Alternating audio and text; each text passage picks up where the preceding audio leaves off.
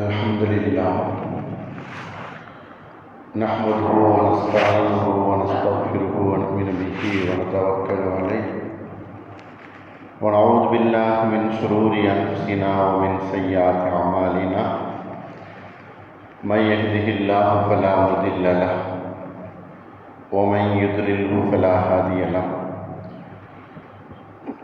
ونشهد أن لا إله إلا الله وحده لا شريك له ونشهد أن سيدنا ونبينا مولانا محمدا عبده ورسوله أما بعد فقد قال الله تعالى أم حسبتم أن تدخلوا الجنة ولما يأتكم مثل الذين خلوا من قبلكم مستهم البأساء والضراء وزلزلوا حتى يقول الرسول والذين آمنوا معه متى نصر الله ألا إن نصر الله قريب صدق الله العلي العظيم وقال النبي صلى الله عليه وسلم يبتلى الرجل على قدر دينه أو كما قال عليه الصلاة والسلام. புகழ் அனைத்தும் அல்லாஹ் ஒருவனுக்கே, சாந்தியும் சமாதானமும் நபிகள் நாயகம் ஸல்லல்லாஹு அலைஹி வஸல்லம் அவர்கள் மீதும் அவர்களை பின்பற்றிய உத்தம சத்திய சஹாபாக்கள், தாபிஈன்கள், தபா தாபீன்கள், குறிப்பாக நாம் எல்லோரின் மீதும் அல்லாஹ்வின் சாந்தியும் சமாதானமும் என்றென்றும் நின்று நிலவட்டுமாக. அன்பான அல்லாஹ்வின் நல்லடியார்களே, அல்லாஹ் நமக்கு இவ்வுலக வாழ்க்கையிலேயும் வெற்றியையும் மறு உலக வாழ்க்கை வெற்றியையும் அல்லாஹ் நமக்கு பரிபூர்ணமாக தந்தல் புரிவானாக. சிரமங்கள், கஷ்டங்கள், சோதனைகள் இவைகளிலிருந்து அல்லாஹ் நம்மளை ஆரோக்கியத்தோடு வாழச் செய்வானாக. உலக முஸ்லிம்களை கெட்ட ஆட்சியாளர்களிலிருந்தும் சூழ்ச்சி செய்யும் ஆட்சியாளர்களிலிருந்தும் உலக முஸ்லிம்களை, உலக மக்களை அல்லாஹ் காத்து அருள் புரிவானாக. முஸ்லிம்களுக்கு எதிராக ஈட்டப்படக்கூடிய, செயல்படக்கூடிய சட்டத்திட்டங்களிலிருந்தும் முஸ்லிம்களுக்கு சிரமம் ஏற்படும்படியான தீர்ப்புகளிலிருந்தும் அல்லாஹ் நாம் எல்லோரையும் காத்து அருள் புரிவானாக. ஆமீன் யா ரப்பல் ஆலமீன். அன்பானவர்களே, இன்றைக்கு ஜும்மாவினுடைய தலைப்பாக வெற்றியும் அல்லாஹ்வினுடைய உதவியும்.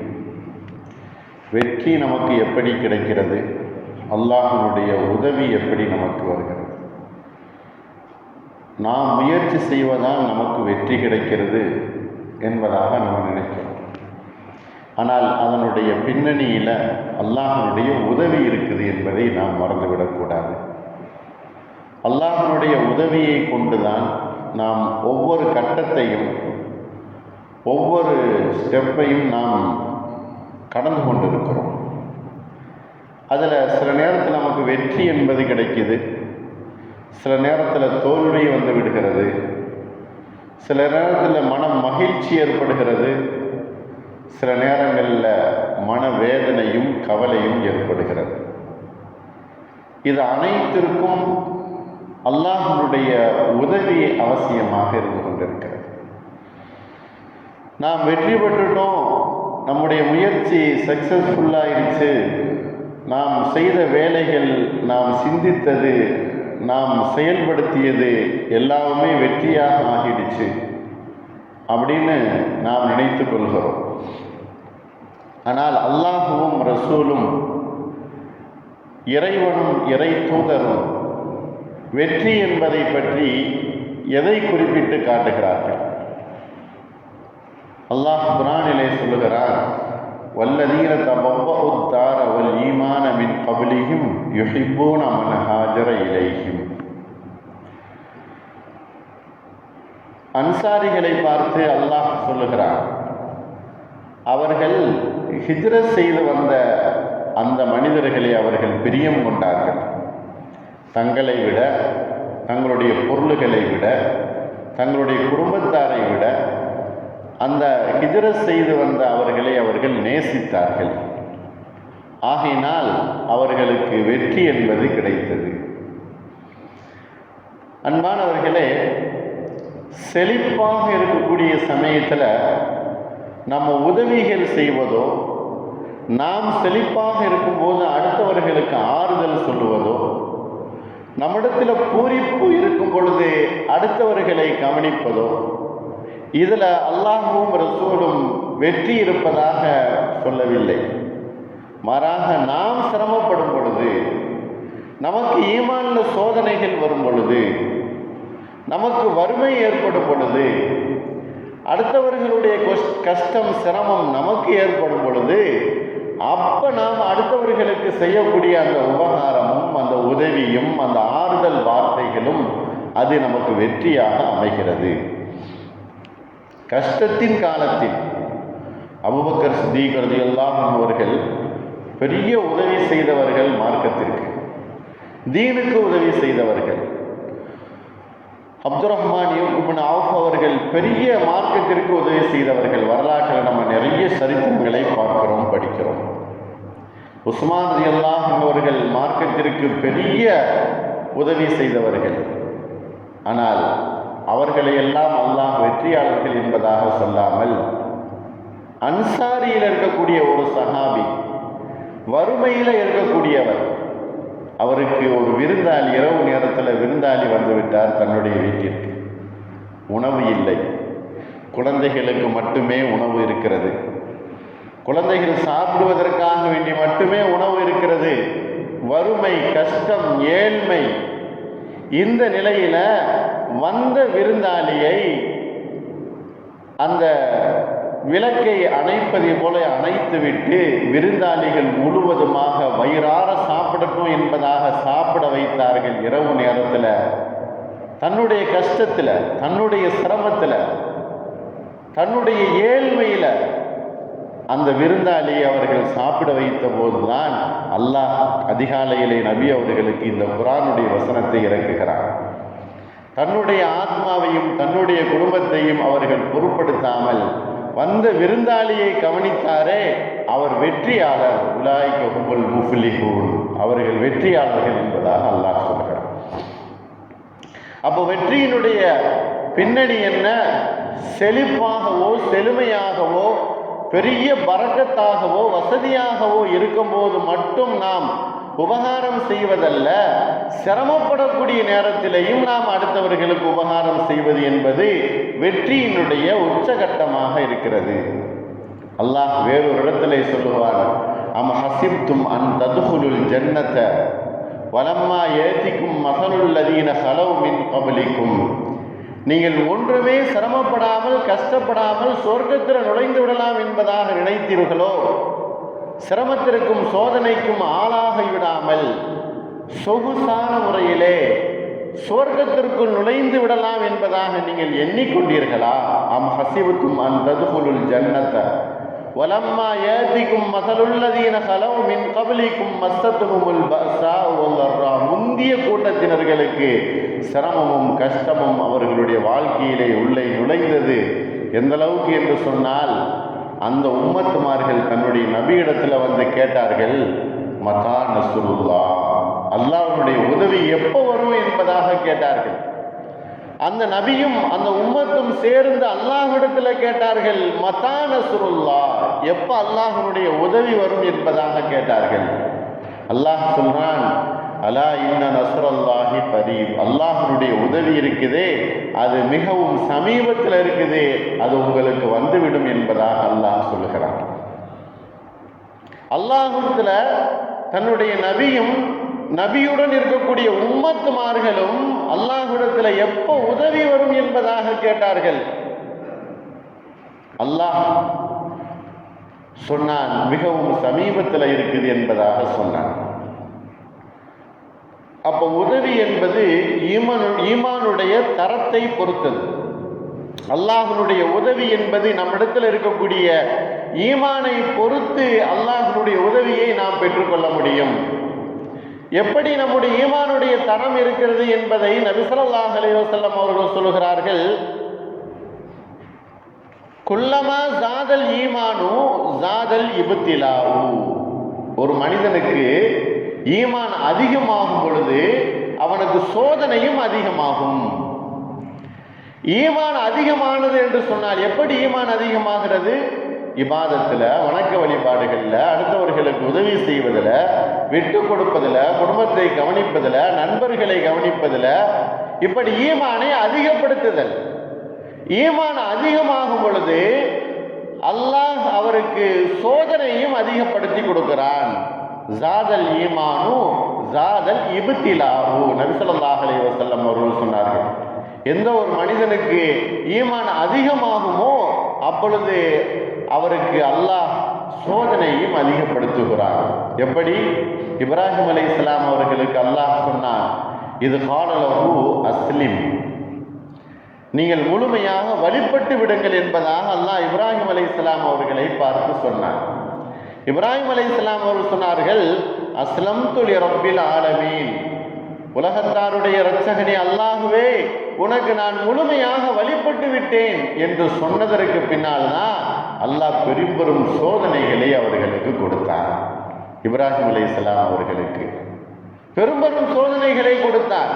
மனைவியையும் தன்னுடைய பிள்ளையும் மக்காவிலே விட்டு வந்தார்கள். மிகப்பெரிய சோதனைக்கு ஆளானார்கள். பெரிய நெருப்பு குண்டத்திலே தூக்கி போடப்பட்டார்கள் இப்ராஹிம் அலைஹிஸ்ஸலாம் அவர்கள். இப்படியாக பெரும் சோதனைகள் அவர்களுக்கு எப்போ வந்தது அப்படின்னு சொன்னா, நான் அல்லாஹ்வுக்கு முழுமையாக வழிபட்டு விட்டேன் அப்படின்னு சொன்னதற்கு பின்னால் தான். ஈமானுடைய தரம் கூடும் பொழுது, ஈமானுடைய அந்தஸ்து அதிகமாகும் பொழுது, ஈமானுடைய செயல்பாடுகள் ஒரு மனிதனிடத்தில் முழுமையாக வெளிப்படும் பொழுது அல்லாஹ் சோதனைகளையும் அதிகமாக்கி கொடுக்கிறான். ஜாதல் ஈமானு ஜாதல் இப்திலாஹு, சோதனைகள் அதிகமாகும். அப்ப என்ன விளங்கிக் கொள்ளணும்? நமக்கு எதுவுமே சோதனை அல்லாஹ்வுடைய புறத்திலிருந்து வரவில்லை என்பதனுடைய அடையாளம் என்ன? ஈமான் நம் அதிகரிக்கவில்லை என்பதாக பொருள். நம்மிடத்தில் ஈமான் கூடுதலாக ஆகவில்லை என்பதாக பொருள். ஈமான் அதே அந்தஸ்தில் இருந்து கொண்டிருக்கிறது அல்லது குறைந்து கொண்டிருக்கிறது என்பதாக பொருள். எப்ப நமக்கு சோதனைக்கு பின்னால் அல்லாஹ்வுடைய வெற்றியும் உதவியும் வருமோ அப்பொழுது ஈமானுடைய அந்தஸ்து, ஈமானுடைய பக்குவம் அது கூடுதலாக ஆகுது என்பதாக அர்த்தம். ஈமானுடைய விஷயத்தில் உள்ளத்தில் ஈமான் என்பது கூடும் குறையும் மனிதனுடைய செயல் வெளிப்படுவதை பொறுத்து. எப்படி மனிதனுடைய செயல் வெளிப்படுகிறதோ அந்த மனிதனுடைய ஈமானை பொறுத்து அல்லாஹ் சோதனைகளை கூடுதலாகவும் குறைத்தும் கொடுப்பான். நபிமார்கள் சோதனைக்கு ஆட்படுத்தப்பட்டு அல்லாஹ்வுடைய வெற்றிக்கு உட்படுத்தப்பட்டார்கள். அல்லாஹ்வுடைய உதவி அவர்களுக்கு வந்தது. நபிமார்களுடைய சோதனைகள் நாம் ஒவ்வொன்றாக ஒவ்வொரு நபிமார்களை எடுத்து பார்த்தோம் அப்படின்னு சொன்னா அவர்களுடைய வெற்றிக்கு முன்னால் சோதனைகள் அதிகமாக இருந்தது. சோதனைகளை அல்லாஹ் கொடுத்து உதவியை செய்வார். அப்படி உதவி செய்யும் பொழுது சோதனையும் அல்லாஹ்விடத்திலிருந்து உதவியும் வரும் பொழுதுதான் வெற்றி என்பது நமக்கு நிச்சயமாக ஆகிறது. அப்ப நாம் வெற்றியை மட்டும் உலகத்தில் சீக்கிரம் வேண்டும் என்பதாக நாம் கேட்டுக்கொண்டிருக்கிறோம். மனிதனுடைய எதிர்பார்ப்பு என்ன? இந்த ஸ்டேஜிலிருந்து, இந்த நிலையிலிருந்து வேறொரு நிலைமைக்கு உடனடியாக நாம் மாறிவிட வேண்டும். ஒரு சிறிய இடத்திலே நாம் இருந்து கொண்டிருக்கிறோம், ஒரு பெரிய இடத்துல நாம் மாற வேண்டும். ஒரு சிறிய தொழில் செய்து கொண்டிருக்கிறோம், பெரிய தொழில் செய்ய வேண்டும். ஒரு சிறிய வருமானத்தில் இருந்து கொண்டிருக்கிறோம், பெரிய வருமானம் நமக்கு வேண்டும் என்பதாக சீக்கிரம் அது ஏற்படணும், குறுகிய காலத்தில் அது உண்டாகணும் என்பதாக மனிதனுடைய நினைப்பு என்பது இருந்து கொண்டிருக்கு. ஆனால் வெற்றியை லேசா ஒரு வார்த்தையில சொல்லிடலாம், அது லேசானது. வெற்றியை அனுபவிப்பது என்பது நம்முடைய வாழ்க்கையில் அது அழகானது. வெற்றி என்பது லேசாக சொல்லிவிடலாம், ஆனால் அதை அனுபவிப்பது என்பதும் நமக்கு லேசானது. அழகானது, சந்தோஷமானது. ஆனால் அதை பெறக்கூடிய வழிகளை நாம் செயல்முறைப்படுத்துவது இருக்குதே, அது மிகவும் கஷ்டமானது. வெற்றியினுடைய வழிகளை செயல்படுத்துதல் என்பது நமக்கு மிகவும் கஷ்டமான ஒரு நிலையாக இருக்கும். வழிகளை தேடி அந்த வழிகளின் மூலமாக வெற்றி இருக்கக்கூடிய இடத்திற்கு நாம் சென்று விட்டோம் என்று சொன்னால் அந்த வெற்றியும் அந்த வெற்றியை அனுபவிக்கக்கூடிய அந்த அனுபவமும் நமக்கு சந்தோஷமாக அடையும். ஆனால் அதனுடைய வழிகள் இருக்குதே, அது மிகவும் ஒரு கரடுமுரடானது, கஷ்டமானது. அந்த வழிகளை நாம் அடைந்தே தீர வேண்டும். நபி ஸல்லல்லாஹு அலைஹி வஸல்லம் அவர்கள் மதீனாவிலே அந்த வழியாக மதீனத்து பள்ளிவாசல் வழியாக நடந்து செல்கிறார்கள். அங்கு போரிலே அகப்பட்ட கைதிகள் அங்கு கைதிகளாக பிடிக்கப்பட்டு வைக்கப்பட்டிருக்கிறார்கள். அந்த வழியாக நபி ஸல்லல்லாஹு அலைஹி வஸல்லம் அவர்கள் நடந்து போகிறாங்க. போகும்போது ஒரு அரபி, ஒரு கிராமவாசி நபி ஸல்லல்லாஹு அலைஹி வஸல்லம் அவர்களை முஹம்மதே என்பதாக கூப்பிடுகிறார். கைதிகளில் ஒரு நபர் நபியை பார்த்து முஹம்மதே என்பதாக கூப்பிடுகிறார். நபி ஸல்லல்லாஹு அலைஹி வஸல்லம் அவர்கள் அந்த கிராமவாசியை பார்த்து, உன்னுடைய நிலைமை என்ன? ஏன் என்னை அழைக்கிறார்? உனக்கு என்ன வேண்டும்? உன்னுடைய நிலைமையில என்ன மாற்றங்கள் செய்ய வேண்டும்? உனக்கு என்ன என்பதாக விசாரிக்கிறார். அந்த கிராமவாசியை நபி ஸல்லல்லாஹு அலைஹி வஸல்லம் அவர்கள் விசாரிக்கிறார்கள். அப்ப அந்த கிராமவாசி சொல்லுகிறார், நான் இஸ்லாத்தை ஏற்றுக்கொண்டு விட்டேன் என்பதாக சொல்லுகிறார். கைதியாக பிடிக்கப்பட்ட, போரிலே கைதியாக பிடிக்கப்பட்ட அந்த கிராமவாசி நபி ஸல்லல்லாஹு அலைஹி வஸல்லம் அவர்களை பார்த்து சொல்லுகிறார், நான் முஸ்லீம் ஆகிவிட்டேன் என்பதாக சொல்லுகிறார்.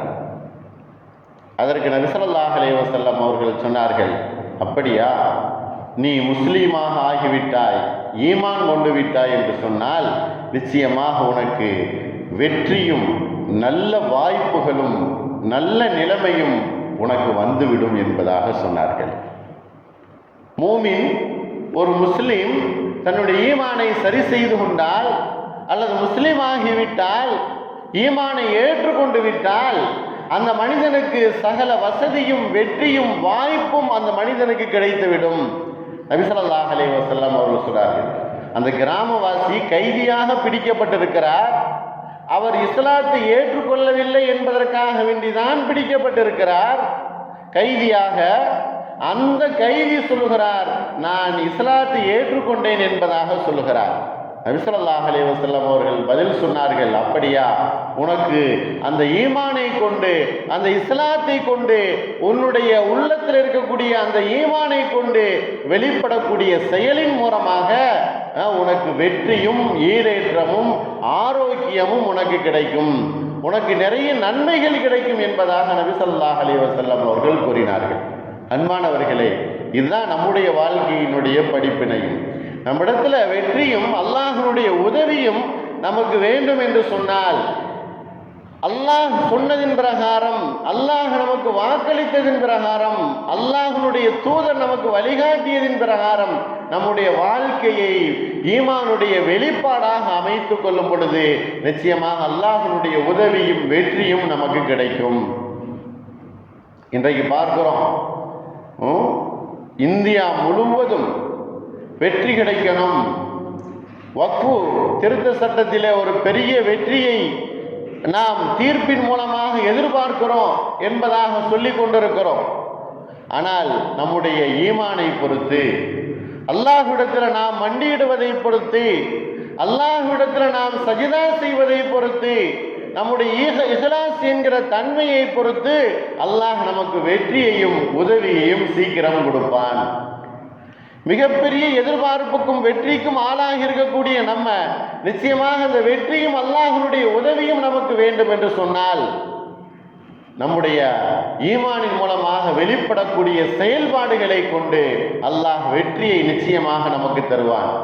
எப்படி சோதனைகளுக்கு அகப்பட்ட அந்த நபியினுடைய உம்மத்துமார்கள் அந்த நபியோடு சேர்ந்து மத்தா நஸ்ருல்லாஹ் என்று என்பதாக கேட்டார்களே, அல்லாஹ்வுடைய உதவி எப்போ வரும் என்பதாக கேட்டார்களே. அப்ப அல்லாஹ் சொன்னான், அலா இன்ன நஸ்ருல்லாஹி கரீப், நிச்சயமாக அல்லாஹ்வுடைய உதவியும் வெற்றியும் சமீபத்தில் இருக்கிறது என்பதாக அல்லாஹ் சொன்னானே, அதுபோல நாம் அல்லாஹ்விடத்தில் உதவியை கேட்கக்கூடியவர்கள் சோதனைக்கு, சிரமத்திற்கு, கஷ்டத்துக்கு ஆளானவர்களாக நாம் அல்லாஹ்விடத்தில் உதவியை, அல்லாஹ்வுடைய வெற்றியை நாம் கேட்கிறோம். அல்லாஹ் நமக்கு கொடுப்பான். எல்லா வகையான வெற்றியும் ஈமானுடைய உறுதியினுடைய வெளிப்பாடு தான். எல்லா வகையான வெற்றியும் நமக்கு எவ்வளவு ஈமானுடைய தரம் உள்ளத்தில் இருக்குதோ அந்த அளவு வெற்றியும் உதவியும் அல்லாஹ் நமக்கு கொடுப்பான். சில விஷயங்களை நாம் வாழ்க்கையிலே செய்ய வேண்டும். அதை நாம் மனசிலே ஞாபகப்படுத்திக் கொள்வோம். முதலாவதாக, நல்ல காரியங்கள் அதிகமாக வாழ்க்கையிலே செய்வது. அல்லாஹ்வுடைய உதவியும் வெற்றியும் நமக்கு கிடைப்பதற்குரிய முதல் வழி, அல்லாஹ்வுடைய உதவியும் வெற்றியும் கிடைக்கக்கூடிய முதல் வழி என்ன அப்படின்னு சொன்னால், நல்ல காரியங்கள், நன்மையான காரியங்கள். அல்லாஹ் குர்ஆனில் சொல்லுகிறானே, நன்மை ஏவுங்கள், தீமையை தடுத்து கொள்ளுங்கள். நல்ல காரியங்களிலே நீங்கள் மூழ்கி கொள்ளுங்கள், அல்லாஹ்வுக்கு நீங்கள் முழுமையாக வழிபட்டு நடந்தீர்கள் என்று சொன்னால், நல்ல காரியங்களை அதிகமாக செய்வதற்கு உங்களுடைய மனசையும் உங்களுடைய எண்ணங்களையும் நீங்கள் மாற்றிக்கொள்ளுங்கள். எழுந்ததிலிருந்து 24 மணி நேரமும் நன்மைகள் செய்வதற்குரிய சிந்தனையிலே நீங்கள் இருங்கள். அல்லாஹ் உங்களுக்கு வெற்றியையும் உதவியையும் கொடுப்பான். இரண்டாவது, நம்முடைய பொருள்கள், நம்முடைய உயிர், நம்முடைய நேரம் நமக்காக வேண்டி சொந்தமான உடைமைகள். நம்முடைய உயிர், நம்முடைய பொருள், நமது உடைமைகள், நமக்கு சொந்தமான அனைத்து பொருள்களையும் அல்லாஹுக்காக வேண்டி நாம் அர்ப்பணிக்குதல், அல்லாஹுக்காக வேண்டி நாம் செலவு செய்தல், அர்ப்பணம் செய்தல். இந்த அர்ப்பணிப்பு என்பது அல்லாஹ் எதிர்பார்க்கக்கூடிய ஒன்று. ஏன்னு சொன்னால், அல்லாஹ் தான் நமக்கு கொடுத்திருக்கிறான் எல்லா வசதி வாய்ப்புகளையும், எல்லா உணர்வுகளையும். ஈமான் முதற்கொண்டு நம்முடைய பொருள்கள், நம்முடைய செல்வங்கள், வசதி வாய்ப்புகள், நம்முடைய குழந்தை செல்வங்கள் அனைத்தையும் கொடுத்திருப்பது அல்லாஹ். ஆனால் இந்த கொடுத்த பொருளிலிருந்து அர்ப்பணிப்பு எவ்வளவு என்பதை அல்லாஹ் எதிர்பார்க்கிறான். அப்படி அர்ப்பணிப்பு செய்யக்கூடியவர்களுக்கு வெற்றியையும் உதவியையும் அல்லாஹ் கொடுத்து விடுகிறான். இரண்டாவது, நம்முடைய உயிராக இருக்கட்டும். சஹாபாக்களுடைய காலத்திலே அவர்கள் உயிர் தியாகம் செய்தார்கள். அல்லாஹ் குர்ஆன்ல சொல்லுகிறான், தன்னுடைய நபிக்கு அந்த சஹாபாக்கள் வாக்களிப்பு செய்தார்கள். அல்லாஹ்வின் தூதரே, உங்களுடைய கட்டளைக்கு நாங்கள் வழிபட்டு நடப்போம், எங்களுடைய உயிரையும் நாங்கள் கொடுப்போம் போரிலே. அல்லாஹ் சொல்லுகிறான், ஃபமின்ஹும் மன் கலா நஹபஹு வமின்ஹும் மை யன்தலிர். சில பேர் போரிலே தன்னுடைய உயிரை கொடுத்து விட்டார்கள், ஆனால் சில பேர் உயிரை கொடுப்பதற்கு எதிர்பார்த்து கொண்டிருக்கிறார்கள். வமின்ஹும் மை யன்தலிர் அல்லாஹ் சொல்லி காட்டுகிறான். உலகத்தில் கிடைத்த, நமக்கு கிடைத்த எவ்வளவோ அவ்வளவு, நமக்கு கிடைத்திருக்கக்கூடிய அளவு எவ்வளவோ அந்த அளவு அல்லாஹுக்காக வேண்டி நாம் அர்ப்பணம் செய்தல். இது இரண்டாவது விஷயம். மூன்றாவது, அல்லாஹ் கொடுத்திருக்கக்கூடிய வேதங்களில் கடைசி வேதமாக இருக்கக்கூடிய இந்த குர்ஆனை நபி ஸல்லல்லாஹு அலைஹி வஸல்லம் அவர்களுடைய சுன்னத்தான நடைமுறைகளை வாழ்க்கையிலே அமல்படுத்துதல் அல்லாஹ்வுடைய வெற்றியும் உதவியும் கிடைப்பதற்கு வாய்ப்பாக இருக்கிறது. அல்லாஹ் உன்னுடைய அந்த சுன்னத்தான வழிமுறை, நபி ஸல்லல்லாஹு அலைஹி வஸல்லம் அவர்கள் எதை நமக்கு நடைமுறைப்படுத்தி காட்டி சென்றார்களோ அதை முழுமையாக பின்பற்றுதல் அல்லாஹ்வுடைய உதவி, அல்லாஹ்வுடைய வெற்றி நமக்கு கிடைப்பதற்கு வாய்ப்பாக இருக்கிறது. நான்காவது, அல்லாஹுவும் ரசூலும் எந்த விஷயத்தில் நமக்கு தீர்ப்பு சொல்லிவிட்டார்களோ அந்த விஷயத்தை நாம் ஃபாலோ பண்ணுவது, நிறைவேற்றுவது, கடைபிடிப்பது. அல்லாஹ் எந்த விஷயத்தில் தீர்ப்பாக சொன்னானோ, நபி ஸல்லல்லாஹு அலைஹி வஸல்லம் அவர்கள் வாழ்ந்த வாழ்க்கையில் எந்த விஷயத்தில் தீர்ப்பு அளித்தார்களோ அதை முழுமையாக நாம் எடுத்து கட்டுப்பட்டு நடப்பது நமது வாழ்க்கையில் வெற்றியும் அல்லாஹ்வுடைய உதவியும் நமக்கு கிடைக்கும். ஐந்தாவது, நம்முடைய கடமைகளை சரியாக நிறைவேற்றுதல்.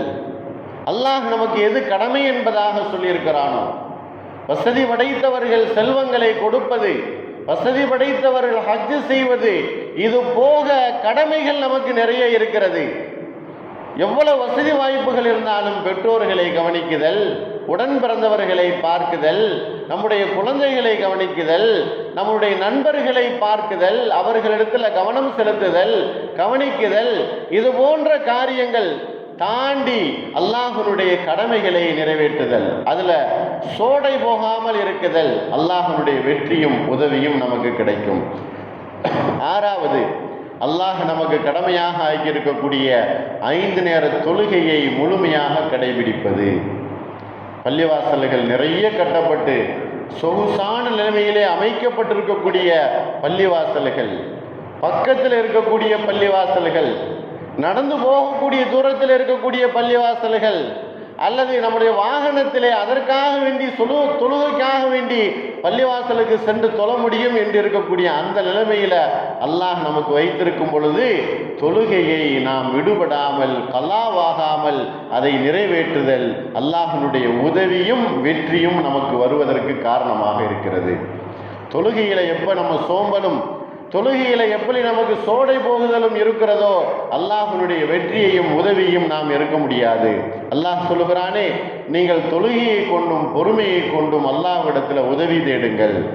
ஸ்தாயினு பிஸ்ஸப்ரி வஸ்ஸலா, தொழுகையை கொண்டும் பொறுமையை கொண்டும் அல்லாஹ்விடத்தில் உதவி தேடுங்கள், அல்லாஹ் உங்களுக்கு உதவி செய்வான். அதில் தான் நமக்கு வெற்றி இருக்குது. பள்ளிவாசல்கள் இன்றைக்கு காலியாகி கொண்டிருக்கிறது. பள்ளிவாசலுடைய நிலைமை என்பது ஒவ்வொரு சஃபுனுடைய நிலைமையும் குறைந்து கொண்டு போய் கொண்டிருக்கிறது.